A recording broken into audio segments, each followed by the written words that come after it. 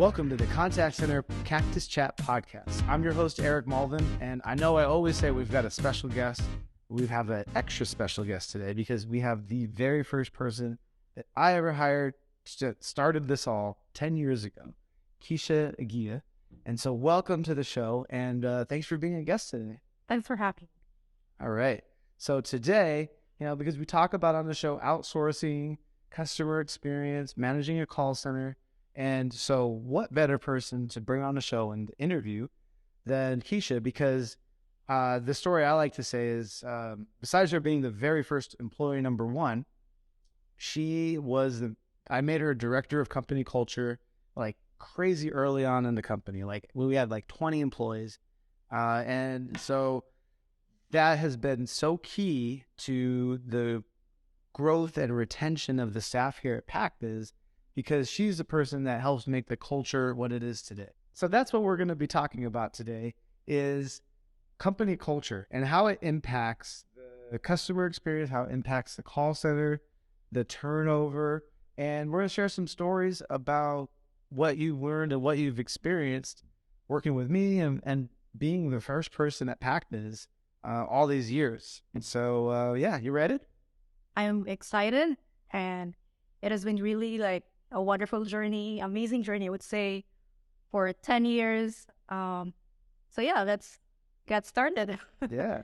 And I think it's very fitting. This is the last episode that we're recording of the 8th anniversary series. I'm getting ready to fly back home to Dumaguete. I'm here in Dumaguete, and I'm getting ready to fly back home to Phoenix in just a couple of days.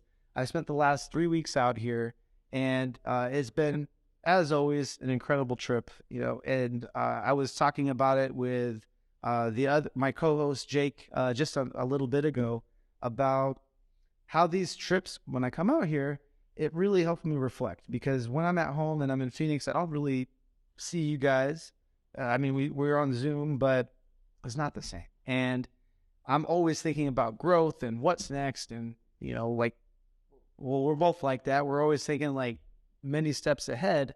But when I come out here, I get a chance to reflect and to really see like what we've built. And, after 8 years, it's pretty incredible, looking back at it. Tell me about your journey of the last 10 years. Right. So Eric just mentioned 8 because I've worked even before we started Pac Biz. So before Pac Biz, it has been an interesting story that I had with Eric and how I really started with working with a company. So Eric and I, we both love photography, and we've been chatting about it. I was still in college at the time, so I'm fond of taking photos. And then, it was like one night, Eric chatted to me, "Hey, did you know that I have this taxi business in Phoenix, and I need somebody to take calls if you know anyone from the university?" And I said, "Oh, I didn't have any friends actually." So, and it was just from intuition, and I said, "Oh, I'm why not just me? I'm gonna do it." So that was how it started. I was finishing my college that time, and it's interesting how the universe would conspire, because I was like, you need to have a plan, what you're going to do with your degree. And I really didn't know what I want to do with sociology, but I had to set something, my direction. So I said, I'm going to teach in the university. I'm going to take master's, which I actually did while working with a Chuka at that time. And and I was in that state of,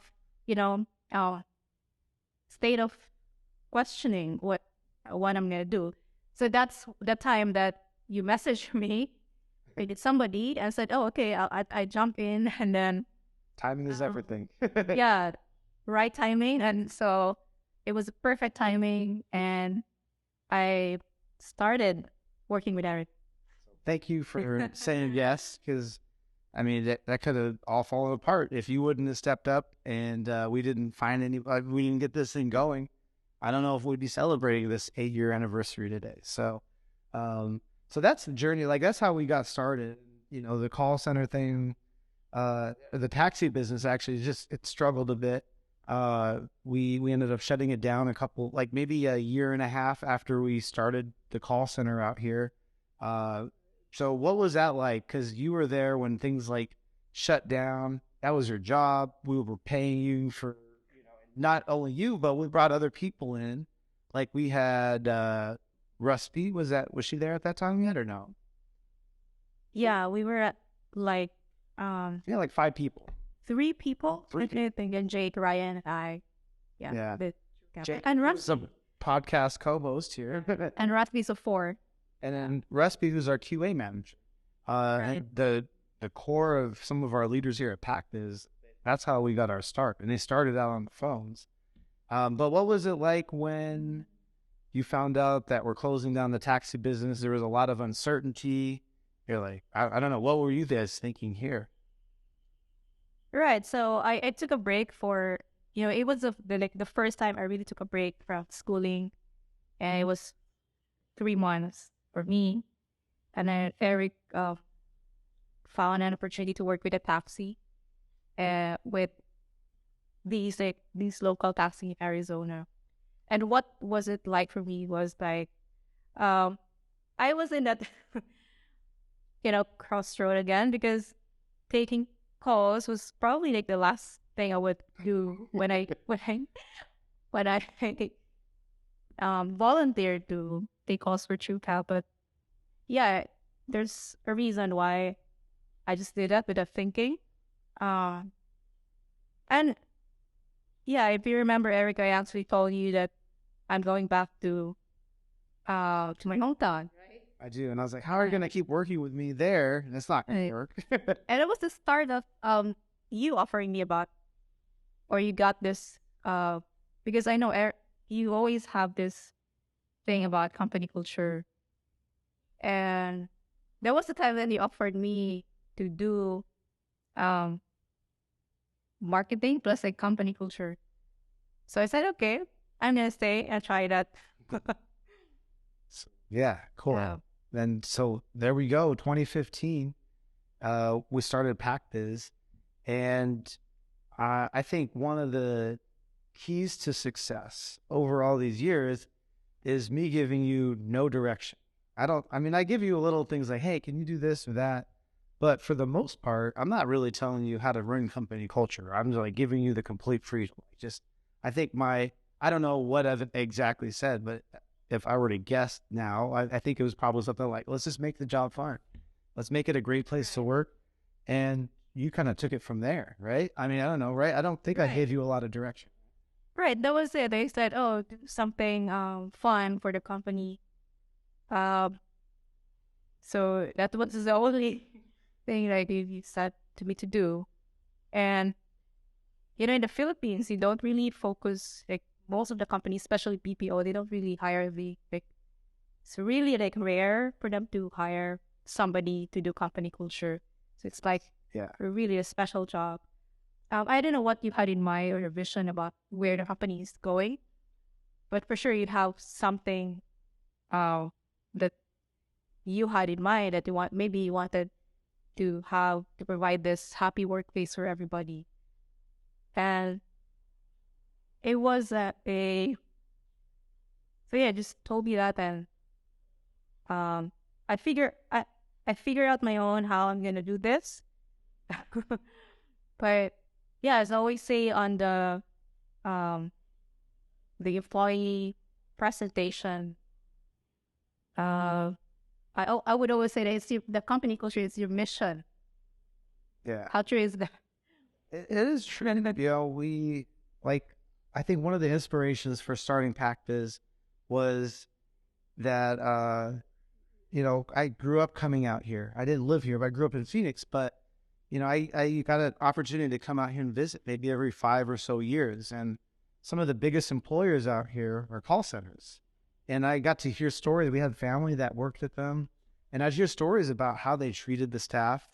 And, people, I always hear from our staff here that you're not just a number. And, when people are just a number and they're just not really even human anymore. They're just like, they're easily replaceable. You could swap them out. And so if you don't value the employees, there's a lot of weird things that start to happen. Without going into too much detail on those stories I heard about, I thought there's got to be a better way to take care of these employees. And, how can we make this a job that they love? And how can we make this a job that they don't leave? Like, for me, if I were to work at a place, I don't want to keep moving around every 6 months. Like, there's something wrong with that job if I'm leaving. Or, you're trying to change careers, that's one thing. But when you're going job to job to job and it's a revolving door at that office, so you go in and, everyone else is also moving in and out, something's wrong. And, whose fault is that? Who has control over that? Those are decisions purposely made or not made. They're either doing things or purposely not doing things to make that not the best job. And, I think we were doing the workshop yesterday, and I think it was one of the quotes on there.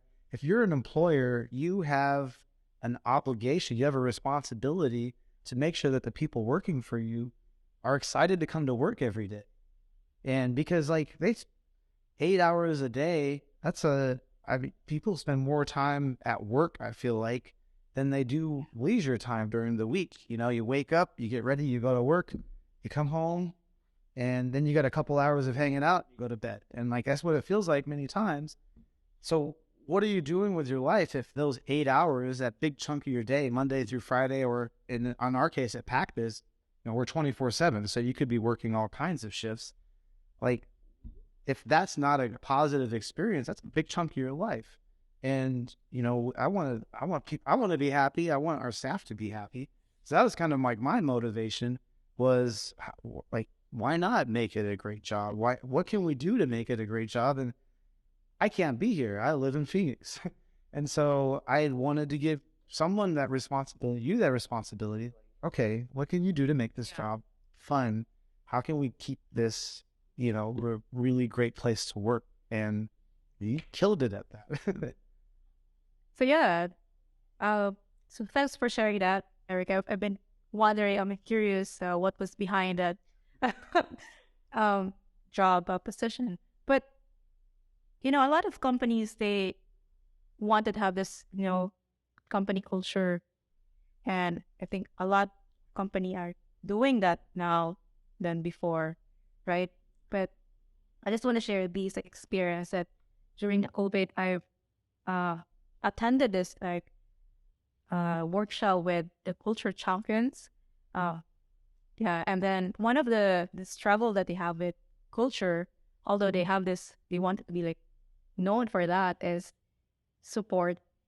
And it's a struggle for them because luckily for you, it's coming from our, the founder.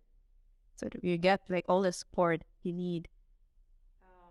So you're saying the other call centers, the people that have your role in other companies, right, they're not getting support to do all the things that they need to do to make culture amazing. They're like, you could have this job, but you don't get any resources. You don't get a budget. You don't get people. You don't have any ability to do much. So what are they left to do? Potlucks, I don't know what. Well, yeah. So it's hard for them to implement, what they wanted to have in culture. So these companies would have guidebooks, because one way of sustaining culture is, I always tell people that I'm a culture builder, building this culture, and it's just a tiny part of the success. It has to be It's more than a tiny part. It's a big part. Yeah, it is of course it's a big part, but one of the really challenging part is the sustaining, and that's where support comes from the leadership or from the founder. Otherwise, it won't. It takes a top-down approach. Yeah. You're not going to build culture by your agent saying, we're going to make this an awesome place. It takes leadership. It takes everyone bought in from top to bottom. Otherwise, then it's just the agents, those staff leave and it's gone. But you need it from top to bottom. So yeah, that's a good point. Yeah. So yeah, it's one thing that made Pac Biz unique is it's coming from the CEO. himself, having this mission, like providing a good place to work. Yeah. Well, And thank you. yeah, So, you know, we talk about core values here, probably not enough on the podcast, but at Pac Biz, we have core values of family, respect, teamwork, compassion, and personal growth. And I almost picture your face every time I think of personal growth. I think of your face and Jake and Rusby and, several other people that have been with me for many years and now are leading the company. But you've grown so much, like not only in your role and, you've stepped it up as we had 5 employees, 10, 15, as we kept growing, you kept keeping up with it. But I don't know, I just got to see so much growth from you personally. Like I do remember you being pretty shy. Like, could you imagine if I would have asked you to do something like this, like 10 years ago? It wouldn't have worked, right? it's a big no. Sorry, So not a chance. yeah. So how much did this job help you grow personally into like who you are today? Right. So I've grown from the role itself because I started very young, like at 20, 21, and I already have this like, big role in the company culture. I think I'm already called company culture director, like maybe at 23 when I shifted to like having this job full time. So yeah, that's one thing because in the BPO, most of the employees or my colleagues there senior already. They were in the BPO company for before we used to just take 3 to 5 years with experience, right? And now they have very young. And so my growth started with how do I,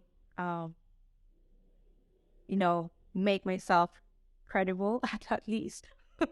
Yeah. And it's been a long journey because those people that has that that had stayed with the company from that time, they are already like working.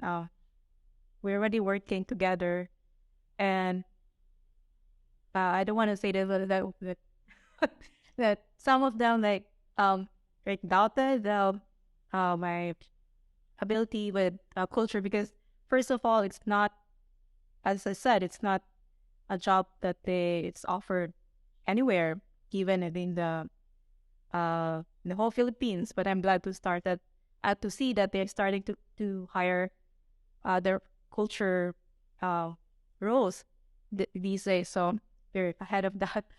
And so yeah, so adjusting and always and also the interesting thing that this role provided me is meeting interesting people because on LinkedIn they see that I'm the director of company culture and it's interesting for them. What is that? So most of my growth comes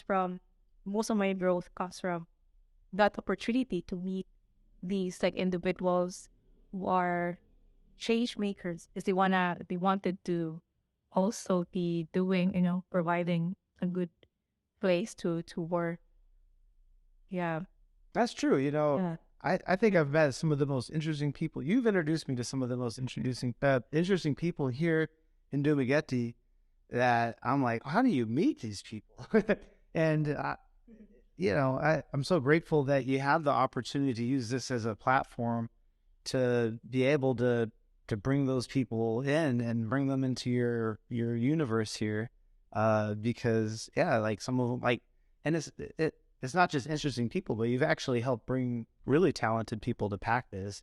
I think, I don't know, Benzi, our videographer, who's had such a big impact these last couple of years. I think you played a big role in him coming here, right? Or did you find him? Right. Yeah, But there's a lot of examples of that. a lot of stuff. Like, because you found, or not even just people that are working at Pac Biz, but maybe it's a resource. Like you brought in people well, Toastmasters. Let's talk about Toastmasters, right? Oh, okay. that's a good example because you didn't go on your own and do that just yourself. What did you go do with that? Oh yeah, it was like during when we were just starting in the old building, and I just mentioned that to our general manager, Miss Pipin, that this would be a good like I know this program, and this would be a good like training for those who wanted to improve their communication skills. And so she searched it up, and then yeah, then she shared it with training, and then the training manager also know about it. And yeah, we started our own, which was PB Speaks that the time. Yeah. Yeah, and I think it helped a lot of staff gain more confidence. We've got people that have to talk to clients, and it could be pretty intimidating for them. I know for me, even for myself, like in the early days of the call center, like big companies would intimidate me. I think these days I could put anyone in this chair and I'll be fine. But that wasn't always the case. It took many years, over 8 years of talking to so many business owners and getting comfortable knowing we're all just humans. Like there's no reason to be nervous or shy or, like we're all just trying to do what we can in this world. And they're not caring about the stuff that I'm thinking about in my head too. But you've really, help. Like I know there was a lot of employees that have went through PB Speaks and I know many, like even some account managers too, that they've gotten their confidence and they're better speakers to clients because of that. So, I mean, and that's not even, you could fit that under the culture umbrella, but I mean, that could be a responsibility for training. That could be a responsibility for someone else, but you took that and you brought it and you've made it a thing here at Pac Biz because it wasn't even, I don't think they had like the closest place where they actually have a chapter is Cebu, I believe, right? They don't have a chapter here in Dumaguete, but we made it happen here. Yeah, and interestingly, one of the speakers we had was from. It was because of Toastmasters that I was able to bring him here to speak about, self. I think he spoke about fear, something, those kind of topic. It was because of Toastmasters. But you mentioned about like the bringing great talents to Pac Biz because Dumaguete has been a hub for these like talented, artists. And yeah, that was true. I actually, I think we because we were both a visionary and just to share this story about how I brought our videographer, and we fired this like videographer that we had before, and I was thinking that there's a lot of more like I've seen those talented videographers before, and I've thought about this person. Where is this person now, or these people? And yeah, and that's how we brought like Benzi, and then Benzi brought his like friends too to work at Pac Biz. The ripple effect. Yeah, and that's if you weren't here, I mean, you would be nowhere close to where we are today. So, and just from that alone, we could keep talking and we'll continue to keep talking about the impact that you've made at Pac Biz. But, yeah, it's just really incredible how many different ways that you've impacted Pac Biz that you probably don't really think about very often. Yeah, because I usually like think, yeah,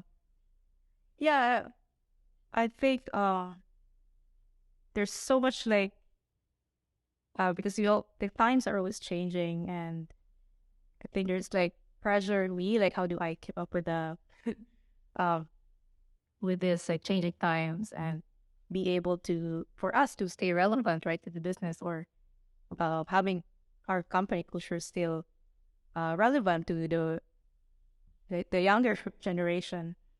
And I'm glad that we had like growth as one of our core. So thanks for I'm glad that it made it to the top 5. I had nothing to do with that. We all voted on it together here at Pac Biz, and it really was the staff and all the employees that came up with that. I'm only one vote. We had hundreds of other people trying to decide what are the top core values. Yeah, personal growth. And I love that that's one of the values too. Because again, like I said, I think of you, I think of Jake, I think of a lot of the leaders here that have stepped it up. Like they said yes to me really early on. We were a much smaller company. And I think if they knew what they were getting themselves into, they might not have said yes right away, or they might have reconsidered and been like, I don't know about this. But you guys did say yes, and you guys have grown as the company has grown, and now we're a lot more organized. Like today, the last 2 days we did strategic planning.